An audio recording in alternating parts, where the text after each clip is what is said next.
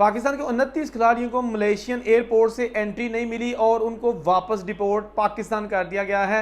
उनके बैग से एक ऐसी चीज़ मिली जिसकी बिना पर एयरपोर्ट हुकाम को शक हो गया कि ये जो 29 खिलाड़ी हमारे मुल्क में आ रहे हैं ये मशकूक हैं, लिहाजा 28 मर्द और एक खातून 29 अफराद को फौरी तौर पर वापस भेज दिया गया। अब मैं आपको बताता हूँ जो रिपोर्ट सामने आई हैं कि ऐसी क्या चीज़ थी जो उनके बैग में मौजूद थी और एयरपोर्ट हुकाम को शक हो गया और उन्होंने इनको अपने मुल्क में दाखिल होने की इजाज़त नहीं दी।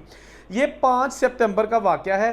पाकिस्तान के गैर मरूफ खिलाड़ी, यानी कि ये कोई नेशनल या इस कौमी लेवल की टीम नहीं थी, ये खेलों के खिलाड़ी थे, दौड़ने वाले खेलों के खिलाड़ी।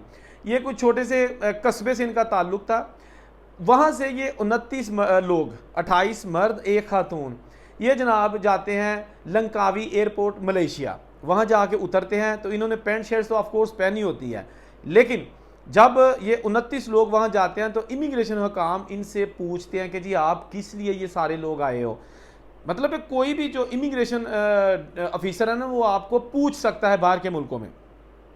इन्होंने कहा कि जी यहाँ पर लंकावी एक स्पोर्ट्स का, खेलों का इवेंट हो रहा है, हम उसमें शिरकत के लिए आए हैं। तो उस मौके पर जब इनको जो है ना वो पूछगिछ हो रही थी पाकिस्तानी एथलीट्स को, तो उन्होंने इनके सामान की तलाशी ली। जब सामान की तलाशी ली तो जो रिपोर्ट्स में छपा है मैं वो आपके साथ शेयर कर रहा हूँ क्योंकि मैं उस वक्त वहाँ पे मौजूद नहीं था। जो रिपोर्ट्स मीडिया में जो खबरें आई हैं उसके मुताबिक जब मलेशियन हुकाम ने इनके बैग है उनकी तलाशी ली तो उसमें ना तो दौड़ने वाले बूट थे, ना ही कोई ऐसी किट थी कि जो खेलों के इवेंट में खिलाड़ी जो है ना पहन के हिस्सा लेते हैं। कुछ ऐसा नहीं था, सिर्फ एक शलवार कमीज थी, बाकी कुछ भी नहीं था। तो एयरपोर्ट हुकाम ने मजीद जो है ना वो शकूक व शुबात को मद्देनजर रखते हुए फिर फ़ोन किया जो इवेंट थे ना, जो इवेंट हो रहा था, उनके ऑर्गेनाइज़र को कि जी इस तरह पाकिस्तान से 29 लोग यहाँ पे आए हैं, उनके पास खेलों का सामान भी नहीं है, तो क्या वाकई आपने उस टीम को खेलों में शिरकत के लिए मदऊ किया है? तो इवेंट ऑर्गेनाइजर्स ने बताया कि पाकिस्तान की टीम बिल्कुल जो है ना, इसने हम तक अप्रोच किया था कि जी हम आपके जो खेलों का इवेंट हो रहा है उसमें शिरकत करना चाहते हैं और ये वाह गैर मुल्क की टीम है जो इस इवेंट में शिरकत करेगी। इसके अलावा कोई गैर मुल्क की टीम हमारे ये कौमी इवेंट में हिस्से के लिए नहीं आ रही।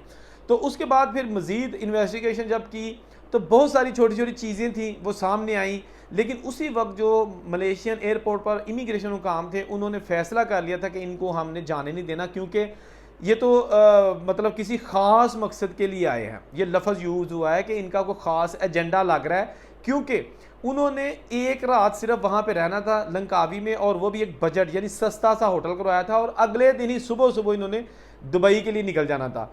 तो मलेशियन हुकाम ने अपनी फाइंडिंग में, अपनी रिपोर्ट में ये बताया कि हमें शक हुआ कि इनके पास शलवारें कमीज़ें हैं और ये तो खेलों में इस्तेमाल नहीं होती, इनके पास जॉगर्स भी नहीं है जो खेलों में इस्तेमाल होते हैं, किट नहीं है, ट्रैक सूट्स नहीं है, और ये जनाब एक हमारा कौमी छोटा सा एक कस्बे में इवेंट है, एक शहर का इवेंट है, तो ये गैर मुल्की टीम उसमें आ रही है, तो ये किस मकसद के लिए आ रहे हैं, ये उन्होंने जो है ना वो अपनी फाइंडिंग में बताया। उसके बाद ये जो है ना लोग हैं ना 28 मर्द और एक खातून, इनको डिपोर्ट कर दिया गया और ये वापस आ गए। ये दोस्तों को पहली बार नहीं हुआ, ठीक है ना। ये एक बॉक्सर थे मोहम्मद वसीम, 2 बार वर्ल्ड चैंपियन रह चुके हैं। पूरी दुनिया में जहां मुकाबले होते हैं ना, जिस तरह क्रिकेट का वर्ल्ड कप है या हॉकी का वर्ल्ड कप है या रग्बी का वर्ल्ड कप है, इस तरह बॉक्सिंग के जो आलमी वर्ल्ड कप होता है उसमें 2 बार वो वर्ल्ड चैंपियन रह चुके हैं। और रिसेंटली उन्होंने यूरोप जाना था और हॉलैंड जाना था, तो हॉलैंड की एम्बेसी ने इस्लामाबाद में उनको वीज़ा नहीं जारी किया था मोहम्मद वसीम को, और रीज़न ये बताई थी कि हमें शक है कि आपको अगर वीज़ा जारी कर दिया गया और आप वहाँ जाके स्लिप हो जाएंगे, वापस नहीं आएंगे। आप अंदाज़ा करें कि मोहम्मद वसीम बहुत सारे मुल्कों में जो है ना वो जा चुके हैं, यूके में, साउथ अफ्रीका में और बहुत सारे मुल्कों में, लेकिन पाकिस्तान की जो मौजूदा सूरत हाल है उसमें आप अंदाज़ा लगा लें कि जो एम्बेसी हुकाम है इस्लामाबाद में, उन्होंने जनाब मोहम्मद वसीम को वीज़ा देने से इनकार कर दिया था। इसके साथ साथ अक्सर जो दीगर मुल्कों में टीमें जाती हैं ना, इसमें कोई शक नहीं है कि हमारे लड़के जो है ना वो स्लिप भी हो जाते हैं। ये 4 महीने पहले हमारी एक बॉक्सिंग टीम इटली गई थी और उसमें कुछ खवातीन थी, कुछ मर्द थे और कुछ ऑफिशियल्स भी थे, यानी कि जो मैनेजर और कोचेस। एक लड़का जो है ना जिसका ताल्लुक बलोचिस्तान से था वो भी स्लिप हो गया। अभी इवेंट होना था आज ही ये टीम वहाँ पे पहुंची है होटल में और रात को ही वो लड़का गायब हो गया, अपना पासपोर्ट लिया और गायब हो गया। ये जो इवेंट था ना, इसमें पाकिस्तान को शिकस्त हो गई क्योंकि अगले दिन इवेंट था और वो जो बॉक्सर था, अब मैं उसका नाम क्या लूँ, तो वो इवेंट में था ही नहीं। तो जो हमारी मैनेजमेंट थी ना, इन्होंने इल्ज़ाम लगा दिया, मुबैना तौर पर कहा कि जी ये जो बॉक्सर भागा है ना, ये असल में चोरी करके भाग गया। हमारी जो एथलीट लड़कियां थी, बॉक्सर लड़कियां थी, उनके पैसे चुरा के भाग गया है। लेकिन बाद में फिर उसका किसी मुकाम से जो है ना वो बयान भी आ गया कि ऐसी कोई बात नहीं है, मैं सिर्फ बेहतर मुस्तकबिल के लिए भागा हूँ, मैं पैसे वगैरह लेके नहीं भागा। और ये लोग जनाब वापस आ चुके हैं, वापस पाकिस्तान। तो इसके साथ साथ मैं एक छोटी सी खबर और भी आपके साथ शेयर कर देता हूँ कि जो बाहर के मुल्कों में पाकिस्तानियों के साथ आजकल सलूक हो रहा है ना, ख़ास तौर पर जो असाइलम सीकर्स हैं, वो भी कोई अच्छा नहीं है, ठीक है ना। बाहर के मुल्कों में जब आप असाइलम करते हैं ना, अब देखें ना कि कोई भी बाहर जाता है जाके स्लिप हो जाता है, कोई खिलाड़ी है या कोई विजिटर वीज़े पे है या कोई किसी भी वीज़े पे गया है, तो वहाँ जाके सबसे पहला काम, उसका सबसे पहला मकसद ये होता है कि मैं किसी तरीके से यहाँ पे रह जाऊँ और असाइलम कर लूँ।